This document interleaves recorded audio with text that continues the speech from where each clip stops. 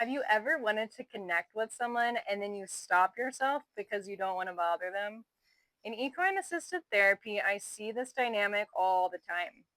And it's not because my clients don't care, it's because they care so much and vulnerability is on the line. So here's what it can look like. The client wants to approach a horse. The horse is grazing, napping, or just vibing in the pasture.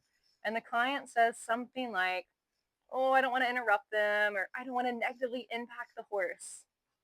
And sometimes that is genuine care. We always respect the horse, and consent matters here. But often, what I'm really tracking is this: the client is protecting themselves from the risk of rejection. Because if I don't ask, I can't be told no. And if I don't approach, I don't have to feel that vulnerable moment of, "Do you want me?" And here's the reframe: approaching isn't harmful, asking isn't harmful. Horses are autonomous, they have consent and choice.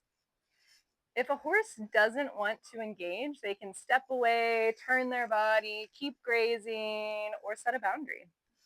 That's information, not a catastrophe. And here's the big piece: boundaries. When a horse walks away, keeps grazing, a lot of people feel hurt, like they did something wrong. But often that's just a clear, not right now. In equine therapy, consent is real. The horse gets to say yes or no or not right now. And a no isn't a punishment.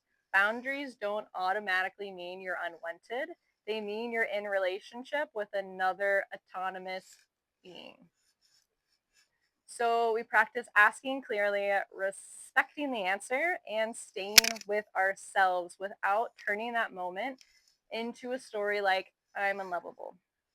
So in session, I might invite a client to slow down and try something like, "I'm noticing I want to connect with you, and I'm also afraid you'll say no."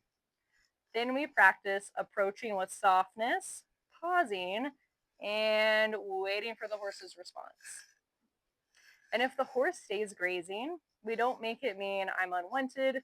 We get curious. So, what does it feel like in your body to let the horse have choice? What story shows up when you don't get immediate connection? Can you stay present with the vulnerability of wanting the relationship? This pattern doesn't only happen with horses. It shows up when you want to talk to a stranger, but don't because you've already decided, they probably don't want to be bothered. You want to ask about a job opportunity, but tell yourself, I don't want to inconvenience them. You want to bring up something hard with your partner, but think, it's not a big deal. I'll just let it go. Sometimes that is discernment, and sometimes it's self abandonment disguised as being nice. In my work, we practice asking without collapsing. You don't have to override your sensitivity to connect. You learn how to include yourself in the equation. I can be respectful and I can still want relationship. I can ask and survive the answer. If you recognize this in yourself, you're not broken, you're protective. And it's something we can work with gently in real time with the horses as feedback.